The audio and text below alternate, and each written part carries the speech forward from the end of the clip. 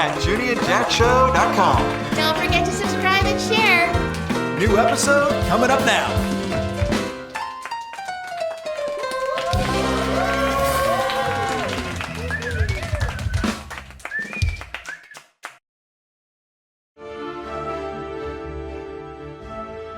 You all let Jaynis make a fool of me tonight. Bones, Stubbs, you're lucky you're still breathing right now. Sorry, boss. Shut your trap, Bones. Stubbs, what made you think that interrupting us was a prudent thing to do? I didn't know you was there, boss. I'm sorry. Here's something of mine that I need to get back. What's so important that you would upset the truce of the ball? Well, spit it out. He pinched my girl's necklace and a letter from her. You'd risk a war for that?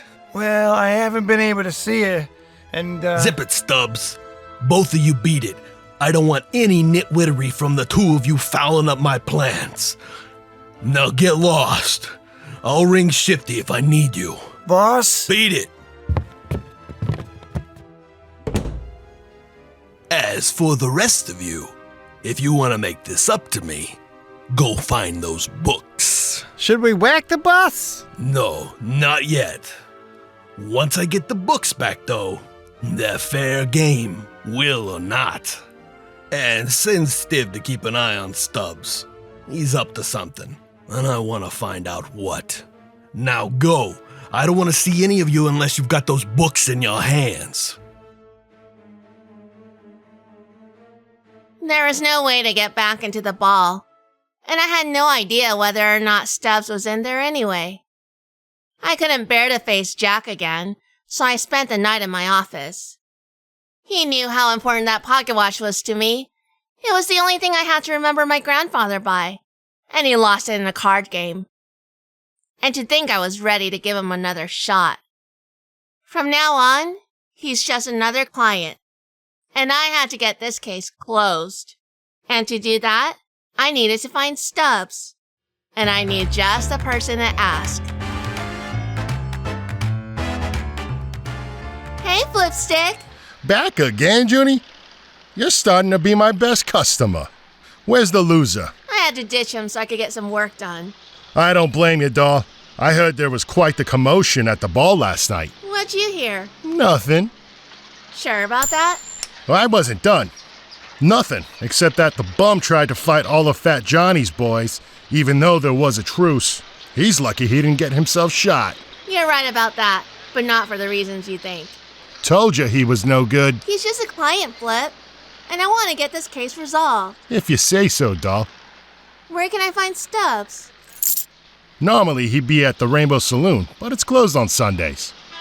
Okay, so where does he go? I don't know for sure, but he is Catholic, at least as far as his Nona is concerned. So maybe church? Thanks, Flip. You bet, doll. There's 100 churches in this town, but only one that a gangster like Stubbs would go to.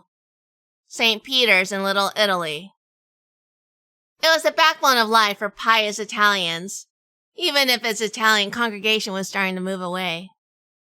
I scoped out the church from a distance. I didn't want to spook my mark. And right on schedule, Stubbs walked out the front doors and helped an adorable old dame into a car that was parked in front.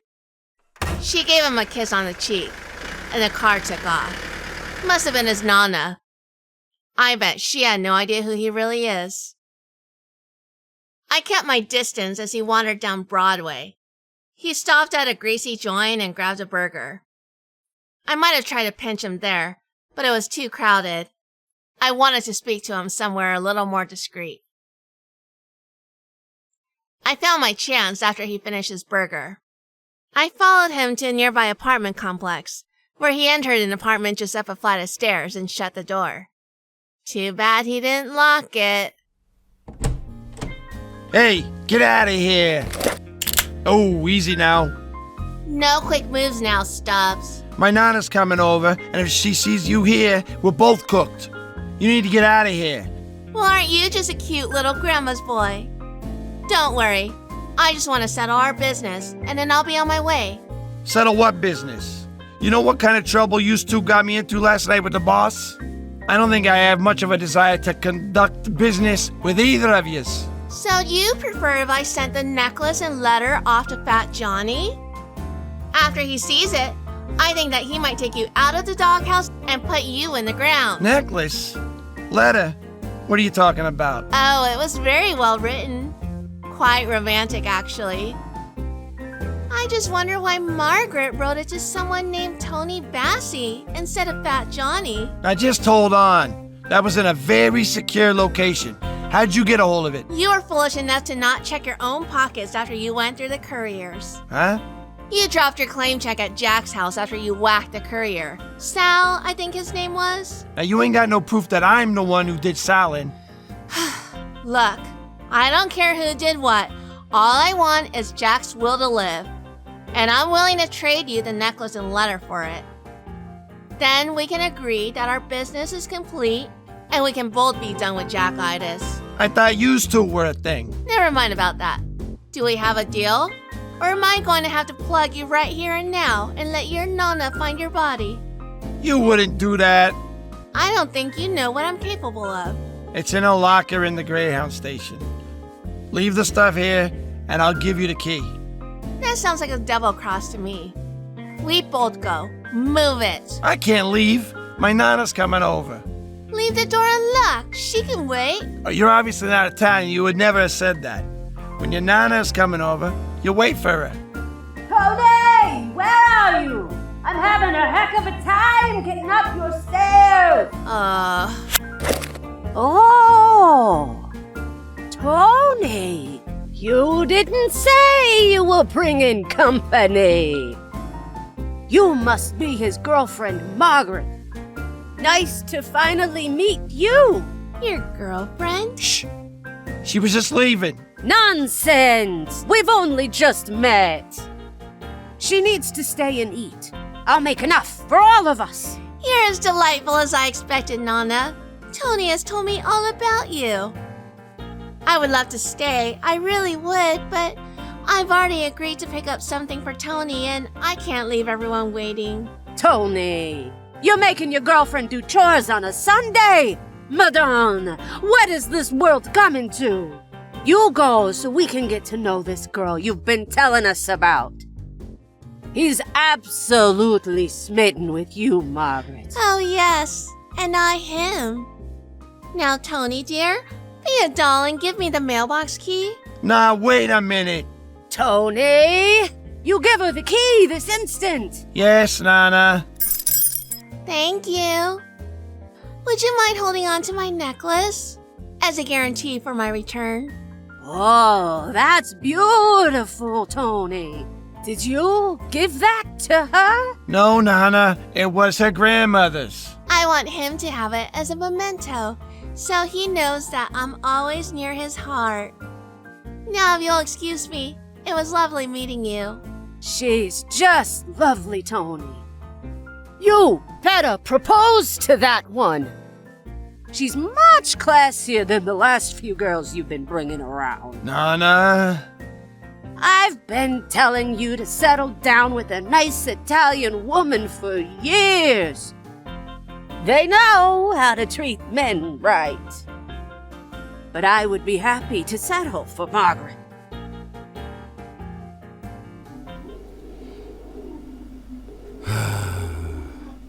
I blew it again. I really bungled things with Junie. I suppose I could have lied about the pocket watch and said I lost it when I got mugged or something. But she's clever. She can read me like a book.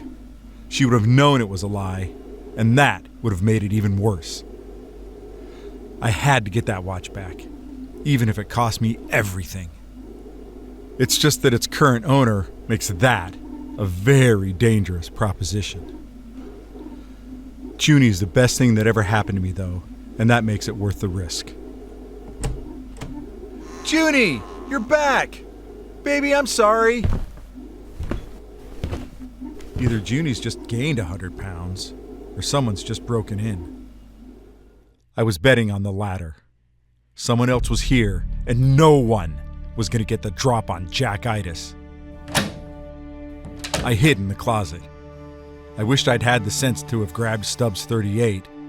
That would have helped at a time like this. I also wish I would have put some pants on. Just a little closer, buddy. Ha! You? What are you doing here? I hadn't expected there to be a guy behind me. My last thoughts were of Junie as everything went black. Nothing more than you deserve, punk. Boss says turn this place upside down until you find him.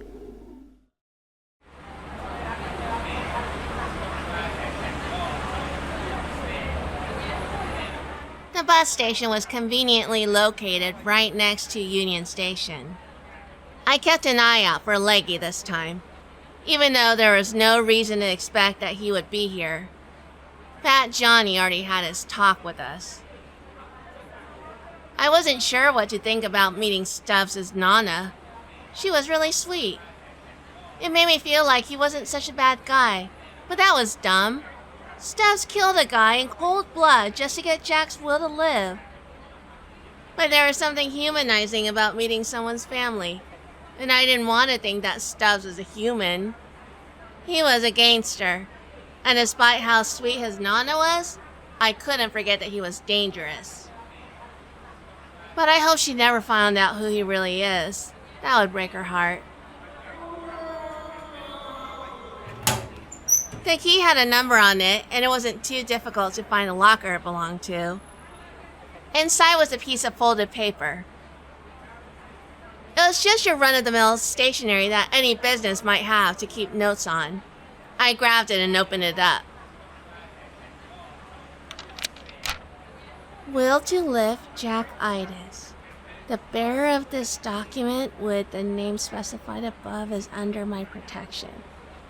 Any who are intending to do him harm are forbidden from doing so, as long as this will is in his possession. Signed, Fat Johnny, Boss of the West. It was underwhelming, considering how much effort we had gone through to get it back. If it wasn't signed and stamped by Fat Johnny, anyone could have made a forgery of it.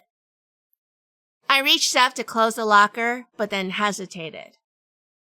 If I kept Margaret's letter, we would still have leverage against Stubbs. As long as we had it in a safe place, he would be in our pocket. It was a smart and prudent thing to do.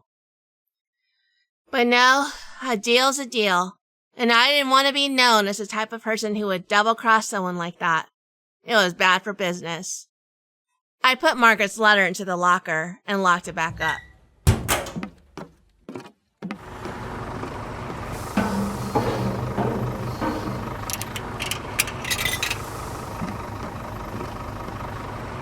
I wanted to make a quick exit from the bus station in case I had been followed. Fortunately, the bus was empty when I got on.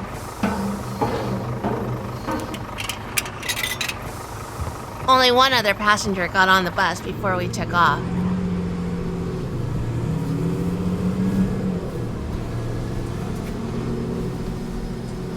I've been waiting for Stubbs to open that locker, so imagine to my surprise and delight that it was you. And you are? Don't play stupid with me, doll. I'm sorry, should I recognize you? I don't believe we've met. Of course I recognized him. He was a mouthy goon with Fat Johnny. Oh, we've met, darling. Name's Stiv. Not ringing any bells, sir.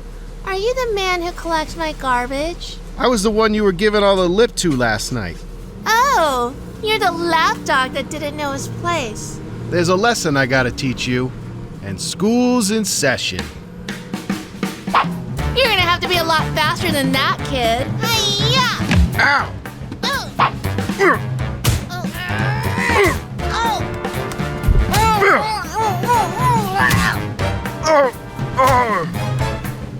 Hey, what's going on back there?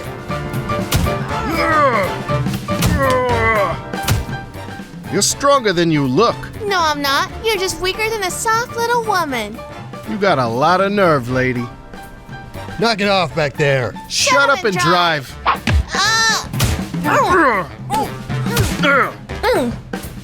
I'm going to have to tell Fat Johnny about this. I don't think he wants such a soft kitten on his payroll.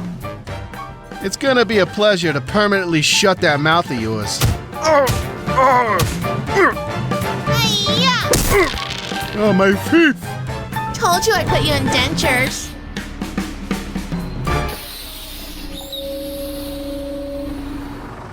Here's a few extra for your discretion. Let him bleed on your floor for a few more stops before you throw him off. Because of my run-in with Stiv, I had to get off a lot sooner than I expected. It was starting to get dangerous taking public transportation all the time.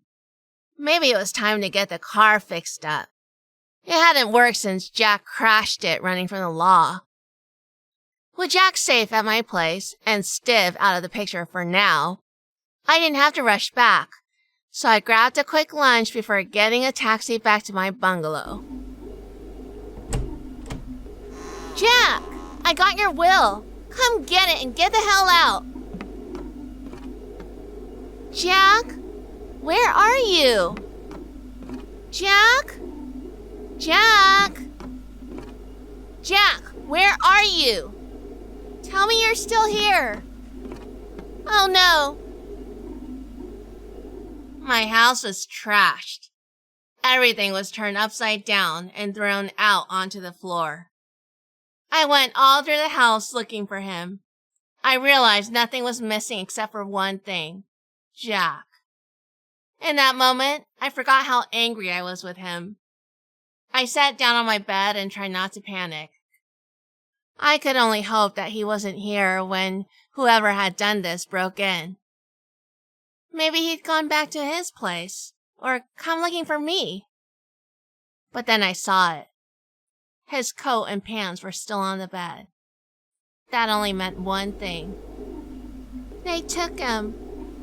They took Jack.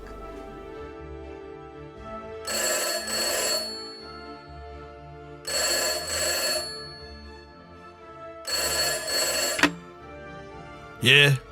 Hey, boss. We went to all the places we could. We turned everything upside down, but no sign of the books. You must have hit up pretty well. But we got a surprise guest for you. Who? Titus. You take him to the shack. See what you can get out of him. He's tougher than he looks, so you might need to be creative. You got it, boss. Who kidnapped Jack? Will I ever see him again? Or will I lose him for good this time? Find out when we return next week. Hello. Oh, thank you. Thank you. You're too kind. Thank you. Thanks for listening to the Jack and Junie Show. Junie and Jack Show. I'm your co-host, Jackitis. I'm Junieitis. Thank you. And over there, my beautiful and indomitable better half, Junie. Jack, stop being a show-off. You ready, Junie? Here we Yeah. go. I love to see your beautiful face looking right there back at me. You're looking at me, baby. I know it. I can see Cut it. it out. Hello. Your smile. You got a nice smile, baby. It melts the ice, but I'm chills all the while. Take it, tall face. Take it. And in the daytime, sweet, sweet kisses would knock me out like too much strawberry wine. The lady will have a Sazerac, if you please. And in the nighttime, when we're touching, I'm happy, babe, but I just gotta tell you why. Oh, that was beautiful, just like you, baby. Once again, thank you very much for listening to our little show.